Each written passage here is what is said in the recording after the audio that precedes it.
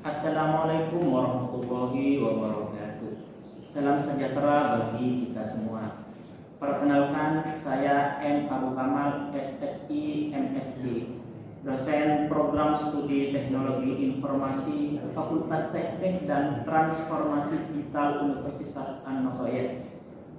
Video ini saya buat untuk melengkapi salah satu syarat kepesertaan saya dalam program sertifikasi dosen tahun 2026 yang diselenggarakan oleh Kemendikti-Saintek dalam berupa unjuk kerja PDD UKT PT, khususnya dalam bidang pengajaran. Pada kesempatan kali ini saya akan mendeskripsikan salah satu mata kuliah yang saya ampu, yakni mata kuliah Fisika Dasar. Mata kuliah Fisika Dasar salah satunya diselenggarakan di program studi Matematika Fakultas MIPA Universitas An-Nadoyah dan merupakan salah satu mata kuliah wajib. Mata kuliah ini terdiri dari 3 SKS yang terbagi menjadi 2 SKS materi di kelas dan 1 SKS praktikum di laboratorium. Capaian pembelajaran atau CPL yang dibebankan pada mata kuliah ini sesuai dengan basis Universitas An-Nadoyah berbasis pesantren, maka capaian pembelajarannya pertama adalah mahasiswa lulusan mampu menunjukkan sikap iman dan takwa kepada Tuhan Yang Maha Esa dan menjunjung tinggi nilai kepesantrenan dalam kehidupan berbangsa, bermasyarakat, dan bernegara. Yang kedua, mahasiswa mampu menerapkan pemikiran logis, kritis, sistematis, dan inovatif dalam konteks pengembangan dan implementasi ilmu pengetahuan dan teknologi yang berdasarkan pada iman dan takwa. Yang ketiga, menguasai prinsip-prinsip pemodelan matematik, aljabar, geometri, persamaan diferensial, dan metode numerik. Mampu menganalisis berbagai model matematis yang tersedia secara mandiri dan kelompok untuk mengambil keputusan yang tepat. Adapun capaian pembelajaran mata kuliah, setelah menempuh mata kuliah ini, mahasiswa diharapkan mampu menunjukkan sikap jujur, disiplin, bertanggung jawab dalam kegiatan akademik, serta menyadari keteraturan alam yang direpresentasikan dalam bentuk model matematis. Mampu memahami konsep-konsep fisika dasar seperti besaran, satuan, kinematika gerak, dinamika partikel, kemudian impuls momentum, usaha energi, mekanika fluida, dan gravitasi.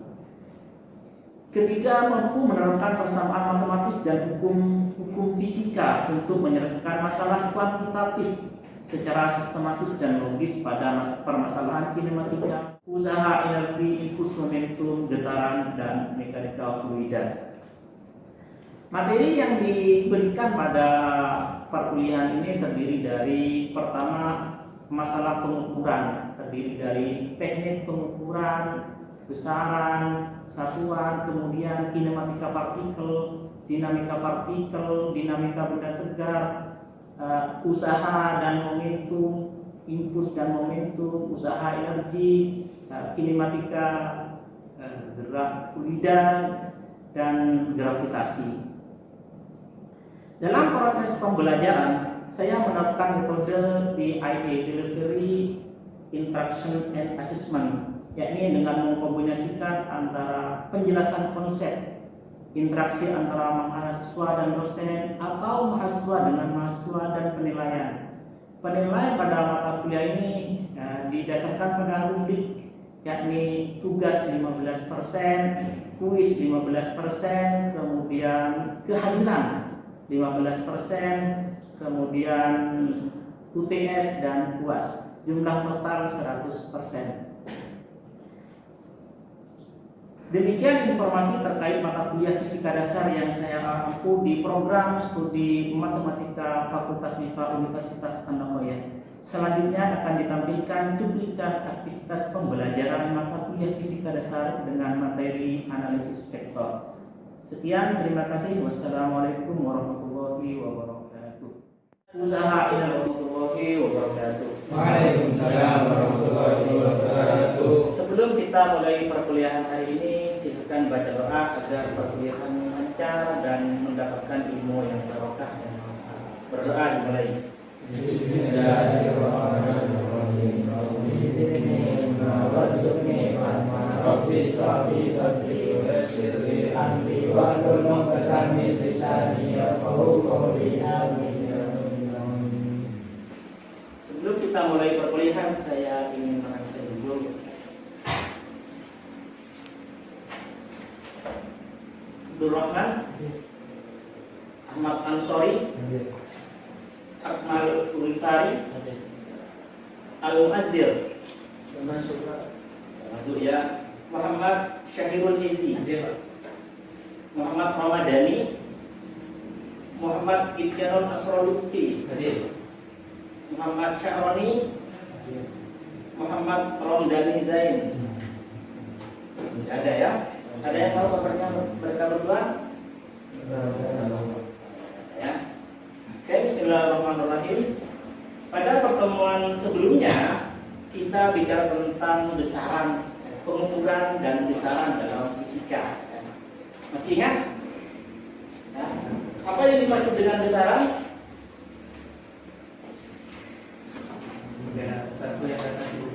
Segala sesuatu yang dapat diukur. Selain dapat diukur, ditentukan dengan angka. Dapat dinyatakan dengan angka. Jadi besaran itu segala sesuatu yang dapat diukur dan dinyatakan dengan angka. Besaran dibedakan menjadi besaran pokok dan besaran turunan. Besaran pokok ada berapa? Ada tuh 7. Lupa? Ada tuh 7. Satu panjang terus masa terus terus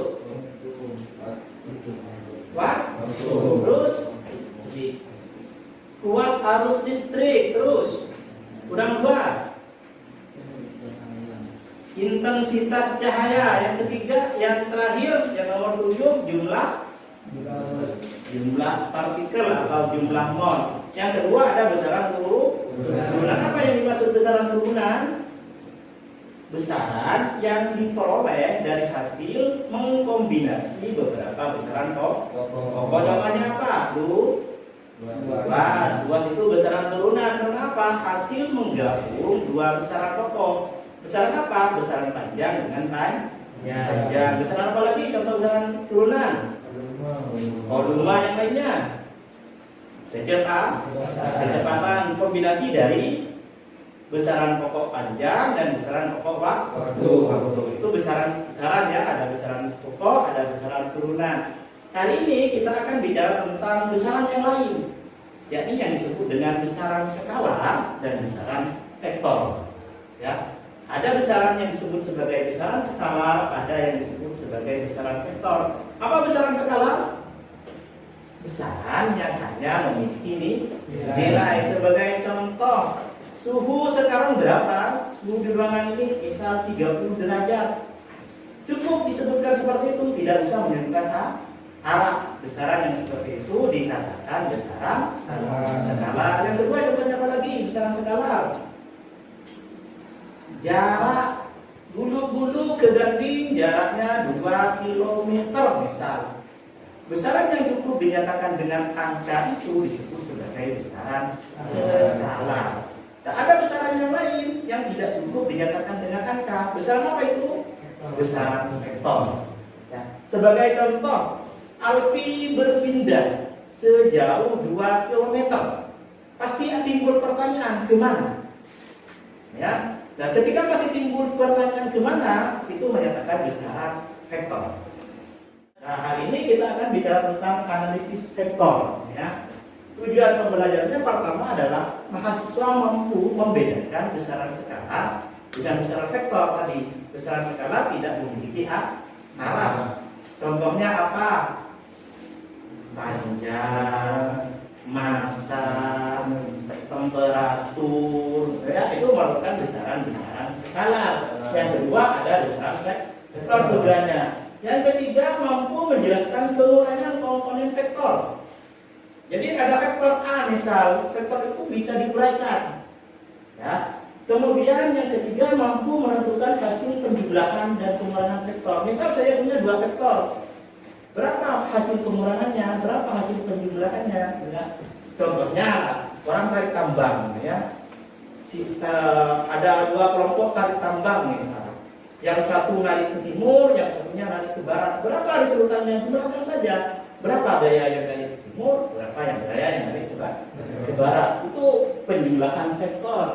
Yang terakhir, mahasiswa mampu menentukan hasil perkalian titik dan hasil perkalian silang dua vektor. Vektor ini istimewa. Ada yang tandanya titik, operasinya, ada yang tandanya silang. Hasilnya berbeda. Apa itu vektor? Ya. Sifat fisik dari besaran, ada skala tadi, tidak memiliki arah cukup dengan angka, kemudian ada besaran vektor. Ya.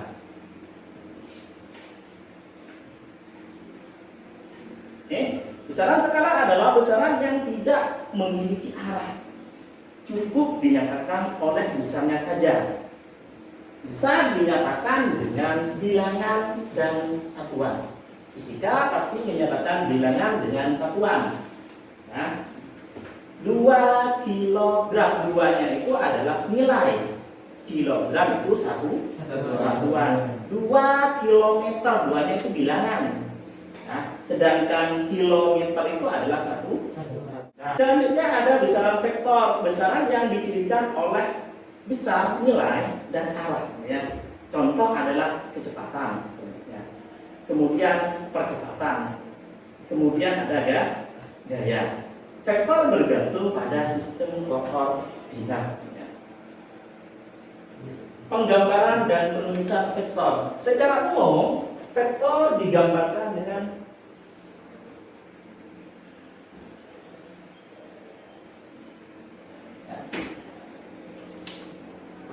secara gambar, vektor ditulis dengan sebuah garis diberi tanda panah, ya.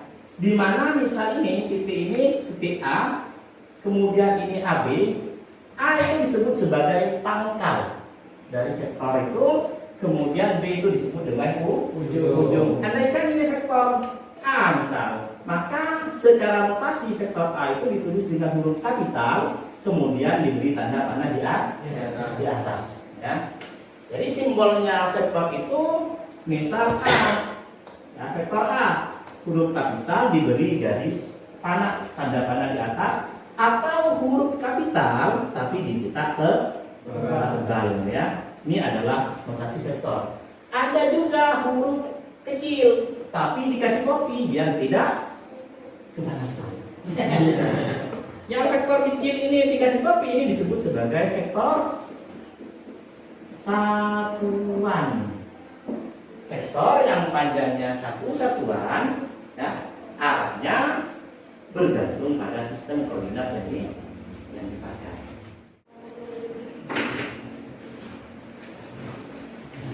Ketika kita bicara operasi vektor, sama dengan operasi bilangan yang lain, hanya saja prosesnya yang berbeda. Ya, operasi vektor itu ada 4 jenis, ya.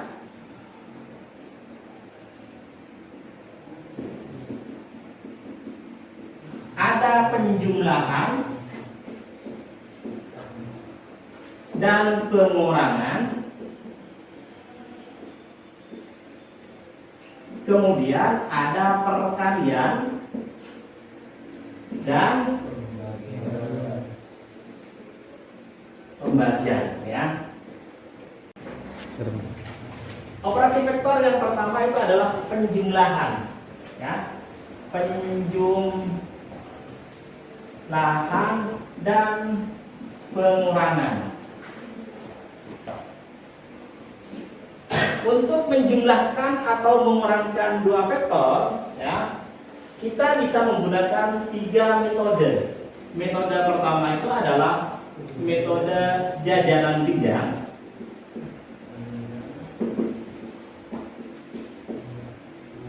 Yang kedua, metode segitiga. atau poligon.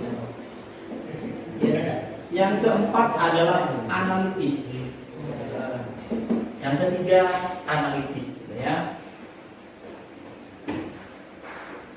Metode yang pertama jajaran jenjang, ya. Jajaran jenjang itu, ya, pangkal ketemu pangkal. Sedangkan metode segitiga atau poligon itu adalah pangkal ketemu ujung. Sebagai contoh, misal saya punya vektor A, arahnya ke kanan, ya. Kemudian saya juga punya vektor B, arahnya ke atas. A plus B dengan metode jajaran jenjang, pangkal vektor B kita gabung, kita geser ke pangkal vektor A. Jadi A plus B itu arahnya adalah ini. Ya, ini vektor A tadi, ini vektor B. A plus B itu apa? Kita buat bayangannya. Ini bayangan vektor A, dan di ujung vektor B itu kita buat bayangan vektor A, sedangkan di ujung vektor A kita buat bayangan vektor B. Ini adalah A plus B. Ya, metode jajaran jenjang. Yang kedua, metode segitiga atau poligon. Poligon itu jika vektor yang dijumlahkan lebih dari dua, ya. Metode segitiga, pangkal ketemu ujung. Nah, kita bikin lagi pangkal vektor A. Kita tulis vektor A. Ya. Kemudian kita geser vektor B sehingga pangkal vektor B ketemu ujung dari vektor A. Ya, jadi A plus B itu ini A plus B. Sekilas terlihat bahwa metode segitiga lebih mudah dibanding dengan metode jajaran jenjang. Ya, sekilas, ya. Kenapa? Ya, metode jajaran jenjang itu vektor yang dijumlahkan maksimal 2. Jika lebih dari 2, kita harus membuat jajaran jenjang yang lebih banyak. Jumlahnya vektor 2 vektor dijumlahkan lagi dengan vektor yang ketiga. Resultan 2 vektor dijumlahkan dengan vektor yang ketiga. Sedangkan dengan metode poligon kita bisa langsung menjumlahkan ketiga vektor atau lebih. Ya. Selanjutnya metode analitis, ya. Vektor A, ya, bisa ditulis menjadi AXI ditambah AYJ ditambah AZ, nah, di mana I merupakan arah vektor satuan, ya. J vektor satuan searah sumbu Y, K vektor satuan searah sumbu Z. Vektor D bisa ditulis menjadi apa?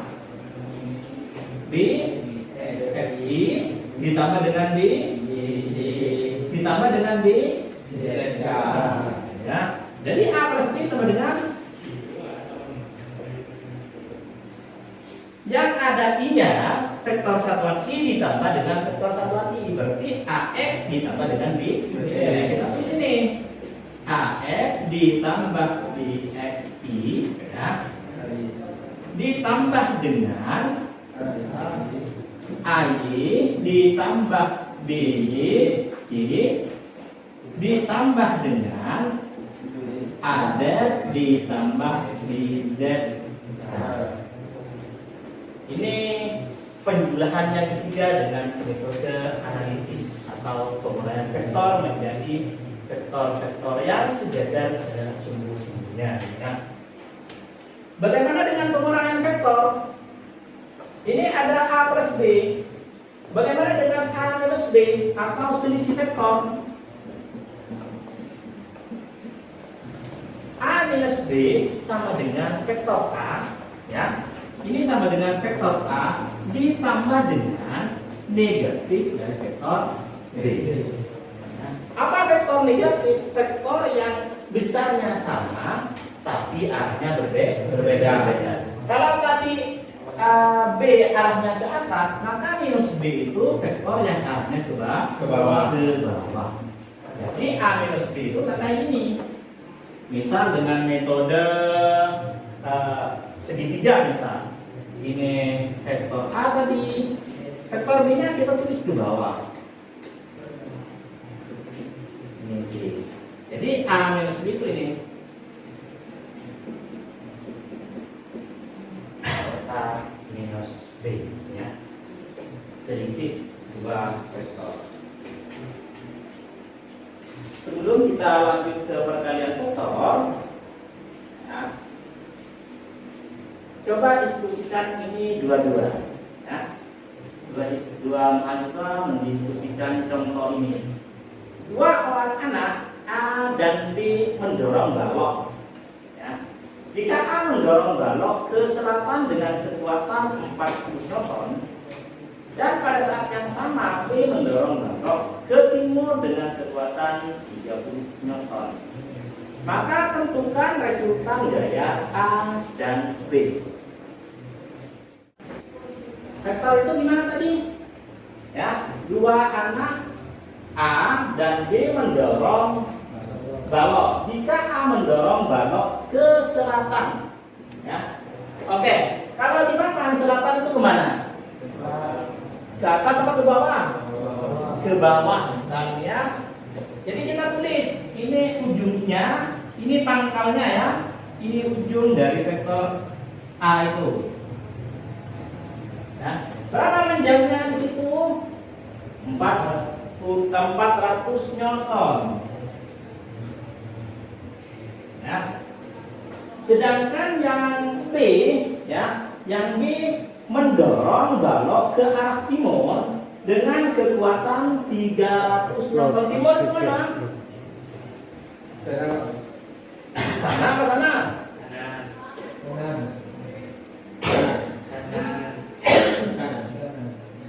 Kanan apa ke kiri?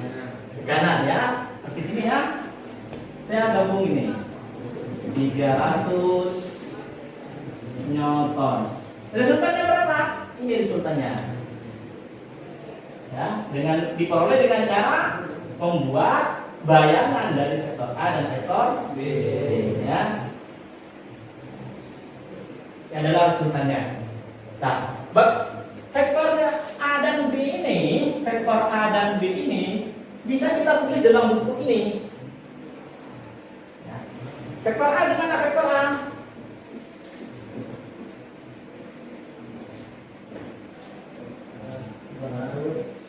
Misal gitu ya, kita ke koordinat kartesian, ya. Ini sumbu X, ini sumbu Y. Berarti ini A itu kalian adalah minus 400 J kan? Sedangkan vektor B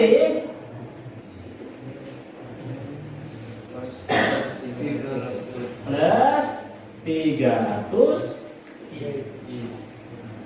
I, ya. Maka A plus B sama dengan apa?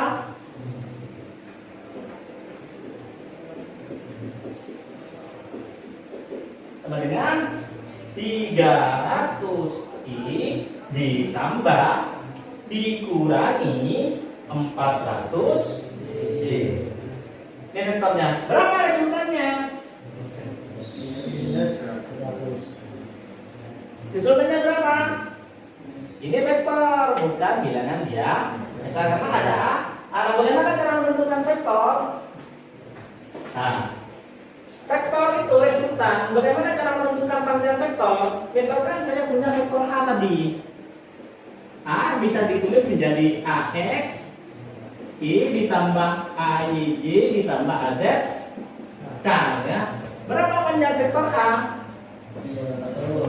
Panjang vektor A ditulis, ya, dengan tanda mutlak vektor A ini tanda mutlak seperti ini gitu ya. Ini menyatakan panjang vektor A atau besar dari vektor A. Ini tak lain adalah akar dari AX kuadrat ditambah AY kuadrat ditambah AZ kuadrat. Ya, maka berapa A plus B urutan A plus B?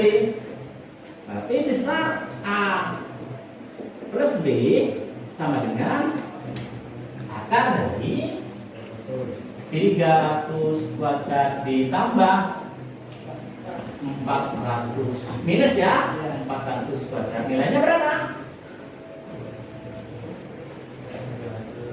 Coba dilanjutkan. 300 kuadrat itu berapa? 9 apa? 300 kuadrat sama dengan? Kalau 3 kuadrat 90.000. nah 90.000 ya. Ini 90.000 ditambah dengan 160.000 ya. Hasilnya berapa ini? 200.000 ya. Sama dengan berapa? 500 Newton ya. Contohnya ya. Contohnya nya berapa? 500 Newton ke arah mana? Yang ingin didiskusikan dulu.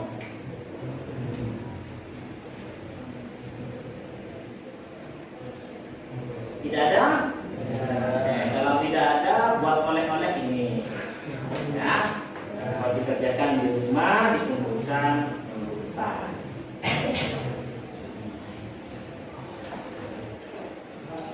Oke. Sebelum kita akhiri materi hari ini, kita simpulkan dulu. Ada yang ingin menyimpulkan materi hari ini apa saja?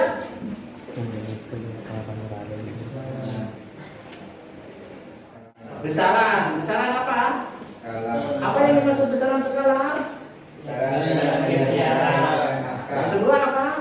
Vektor. Besaran apa yang dimaksud besaran vektor?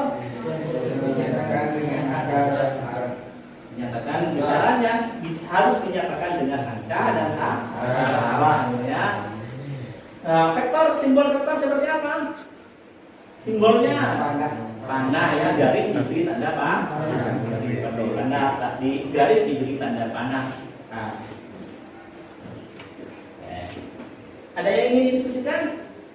Cukup ya? Ya, kalau tidak ada yang ingin didiskusikan, pertemuan ini bisa kita tutup dengan pembacaan doa. Semoga apa yang kita peroleh hari ini bermanfaat. Alhamdulillah.